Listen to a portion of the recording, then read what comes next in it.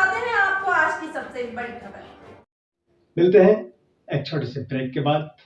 बिटिया की शादी हो या बेटे की बारात, बर्थडे हो या सगाई की रस्म, मेहंदी हो या हल्दी की रस्म, उबटने से लेकर वलीमे तक, फलदान से लेकर रिसेप्शन तक, हम रखेंगे आपका ख्याल। ऑल इवेंट्स कवरेज के लिए आज ही कॉल करें 9669530217। खुशबू महिला एवं बाल कल्याण समिति भोपाल के द्वारा एक कार्यक्रम आयोजित किया गया, जिसमें भोपाल के कई वरिष्ठ नागरिकगण उपस्थित रहे और इसी मौके पर आज हमारे द्वारा एक कार्यक्रम सांस्कृतिक कार्यक्रम का आयोजन किया गया, जिसमें बच्चों द्वारा कैंसर से होने वाली बीमारी के ऊपर नुक्कड़ नाटक का आयोजन किया गया और हमारी कॉलोनी की महिलाओं द्वारा दहेज के ऊपर नुक्कड़ नाटक का आयोजन किया गया कि जैसे ये घातक प्रथा चली आ रही है, दहेज के लोभियों द्वारा दहेज की मांग की जाती है, उसके ऊपर नुक्कड़ नाटक किया गया और कॉलोनी की महिलाओं द्वारा सांस्कृतिक रूप में राजस्थानी गीत गाए गए और अन्य गीत गा के कार्यक्रम को बढ़ाया गया। आपने बच्चियों को पुरस्कार भी किया गया तो जी, संस्था द्वारा जो बच्चों ने नाटक किया और जिन्होंने गाने गाए उसको हम लोगों ने संस्था द्वारा सर्टिफिकेट प्रदान किया गया है। बच्चियों की सुरक्षा के लिए कोई और भी आप एक्टिविटीज करवाते क्या? जी, बच्चों की सुरक्षा के लिए हम लोग उनको जागरूक बनाते हैं, अवेयरनेस फैलाते हैं और बच्चियों के लिए और समाज में हो रहे यौन उत्पीड़न के ऊपर स्पेशल हम लोग कार्यशाला आयोजित करते हैं और इसके लिए मैं कई फैक्ट्रियों में जाके कार्यस्थल पर महिलाओं को लेक्चर देती हूँ ताकि वो कैसे सुरक्षित रह पाएँ और अपने आप को सुरक्षा कर पाएँ।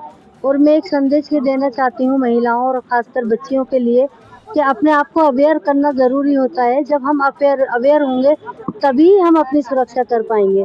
मैं एक प्रोफेशन से एडवोकेट हूँ, तो कोर्ट में आए दिन ये देखती रहती हूँ किस तरह से पीड़ित महिलाएं आती हैं, तो इस सिलसिले में मैं हमेशा कार्यशालाओं का आयोजन करती हूँ। मुख्य अतिथि कौन रहा है आज के हमारे मुख्य अतिथि महापौर श्रीमती मालती राय थी, हमारे वार्ड पार्षद श्रीमती शिखा मोनू गोयल थी, वरिष्ठ पत्रकार रमेश शर्मा जी थे, हमारे कॉलोनी के सीनियर श्री अविनाश बुरबुरे जी थे और वरिष्ठ पत्रकार श्री रघुवंशी जी मौजूद थे हमारे। क्योंकि आज 24 तारीख है और जल्दी नया साल आने वाला है, तो समिति जो है नववर्ष में किस तरह के आयोजन करना चाहेगी? समिति नववर्ष में महिलाओं के उत्थान के लिए कार्यक्रम करेगी। समिति हमेशा अभी ब्लड डोनेशन का भी कार्यक्रम करने जा रही है और क्लॉथ वितरण का भी कपड़ों वितरण का कार्यक्रम भी किया जा रहा है और अभी हम लोगों ने वृक्षारोपण का भी कार्यक्रम किया था और भविष्य में भी ऐसी कई कार्यक्रमों का आयोजन करना है जिससे महिलाएं और समाज जागरूक हो सके। निशा अली है, खुशबू महिला बाल विकास समिति से मैं जुड़ी हुई हूँ। मेरा बस एक मैसेज ये था कि हम अक्सर बात करते हैं बदलाव की और बदलाव एक हमें नहीं पता कि एक छोटी सी चीज़ है, एक छोटी सी बात भी कई बार काफ़ी गहरी कर जाती है और उससे काफ़ी सारे रेवोल्यूशंस आ जाते हैं हमारी सोसाइटी में। तो ज़रूरी है कि हम सभी अपने अपने लेवल पर कोशिश करते रहें। अगर हर इंसान एक पेड़ उगाएगा या एक पेड़ लगाएगा तो उससे कलेक्टिवली हम काफ़ी ज़्यादा अच्छा काम कर सकते हैं। तो ज़रूरी है कि हम अपने स्तर पर बदलाव लाने की कोशिश करें। बाकी सरकार और NGOs वगैरह तो अपने लेवल पर काम करती हैं। जैसे मुख्यमंत्री जी भी पेड़ लगाओ के लिए प्रोत्साहित करते रहते, तो आप युवाओं को क्या संदेश देना चाहेंगे पर्यावरण के लिए, पेड़ों के लिए, पेड़ों को बचाने के लिए, जिस तरह से पेड़ों की कटाई हो रही कहीं? जी, वो कहते हैं ना कि पेड़ लगाना आसान है, लेकिन एक पेड़ जब काफ़ी बड़ा हो जाता है उसको काटना सिर्फ 2 सेकंड का काम होता है, लेकिन उसको बड़े होने में काफ़ी समय लग जाता है। वैसे ही किसी भी चीज़ की शुरुआत छोटी करिए, लेकिन स्ट्रॉन्ग शुरुआत करना बहुत ज़रूरी होता है। युवाओं से मेरा मैसेज बस इतना ही है कि आप अपने स्तर पर, युवा हमारे आने वाली पीढ़ी की आवाज़ है। हम जो कहेंगे, हम जो बोलेंगे, उससे काफ़ी असर पड़ेगा। तो ये इम्पॉर्टेंट है कि हम एज यंगस्टर्स अपनी रिस्पॉन्सिबिलिटी निभाएं और रिस्पॉन्सिबल सिटीजन्स बनकर जितना भी कंट्रीब्यूट कर सके, जैसे भी कंट्रीब्यूट कर सके हम करें। जैसे कि आपकी समिति जो है वो महिलाओं को, युवतियों को सेल्फ डिफेंस की ट्रेनिंग देती है, तो आप युवतियों को क्या संदेश देना चाहेंगे, किस तरह से अपनी सुरक्षा करना चाहिए? मतलब कुछ आप सबसे पहले अवेयर होना बहुत इम्पोर्टेंट है। अगर आप अवेयर हैं कि आप कैसे वातावरण में हैं, तो काफ़ी सारी चीज़ें होंगी भी नहीं, ऐसी पॉसिबिलिटी भी नहीं है। और उसके अलावा सेल्फ डिफेंस से रिलेटेड भी काम हम करवाते हैं। आपको ज़रूरी आप सेल्फ डिफेंस सीखें। पेपर स्प्रे एडवाइज होता है विमेन को कि अगर आप अकेले ट्रैवल कर रहे हैं, अगर आप मेट्रो से जा रहे हैं, बस से जा रहे हैं, तो आप पेपर स्प्रे साथ में लेके जाइए। बेसिक सेल्फ डिफेंस रखिए। GPS सिस्टम का यूज़ करिए। आप अगर अकेले लग रहे हैं और आपको अनसेफ फील हो रहा है तो आप अपनी लोकेशन अपने परिवार वालों के साथ शेयर करिए, ताकि आप किसी भी होने वाली अनहोनी से खुद को बचा सकें। जी, थैंक यू। तो महिला बाल कल्याण समिति द्वारा कार्यक्रम आयोजित किया गया था, जिसमें हमने दहेज का अभिशाप है उस एक नुक्कड़ नाटक प्रस्तुत किया कि दहेज लेना और दहेज देना दोनों ही कानूनी अपराध है।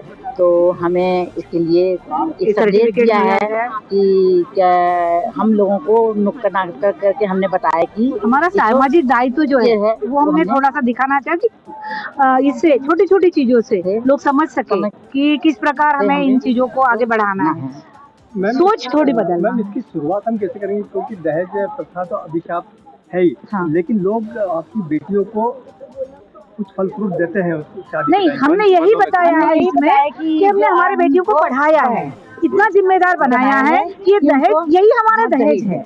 हम दहेज देने के खिलाफ है ना, तो हम दहेज देंगे ना लगाएंगे, लेकिन फिर भी हम देते हैं। नहीं, वो तो इसीलिए तो बोला है कि हमारा एक सामाजिक दायित्व है कि थोड़ा थोड़ा आगे बढ़े और ये सोच बंद कर दे, ऐसे सोच बदलाव करे। अगर एक भी व्यक्ति जितना लेने वाला होता है ना, उससे ज्यादा देने वाला गलत होता है। बहुत समिति में एक युवा कवित्री है जो कि युवाओं के लिए लिखती भी है, पढ़ती भी है और जागरूकता का संदेश भी देती है। आप सबसे पहले मीडिया को परिचय दीजिए। मेरा नाम प्रांजल नामदेव है।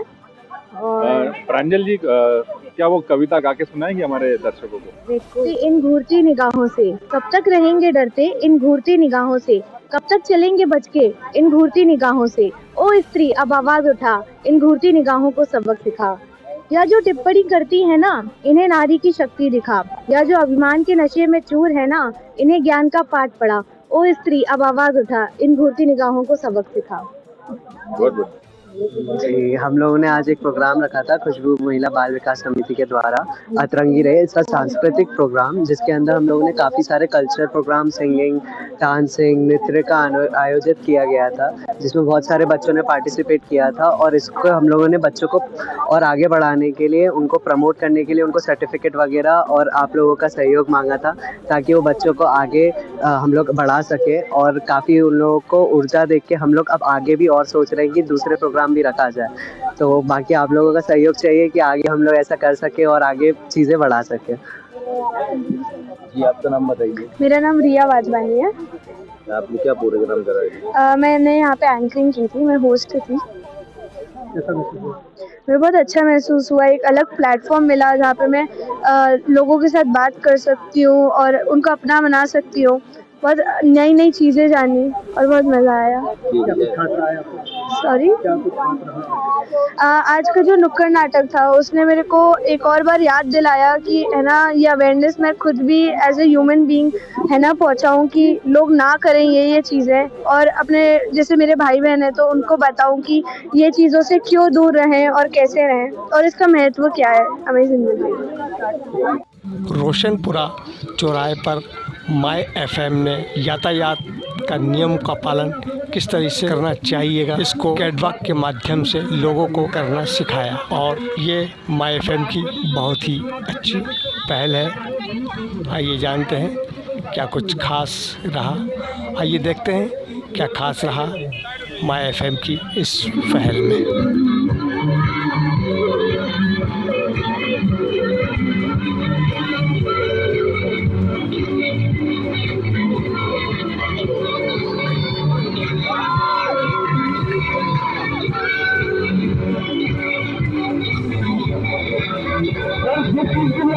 वही कर रहे हैं, हम नहीं समझाना चाह रहे कि ट्रैफिक रूल्स को फॉलो करिए। आप उसको बैठे समझ के बीच में रोड पे रोक रहे हैं, क्या फायदा हुआ उसको करने का?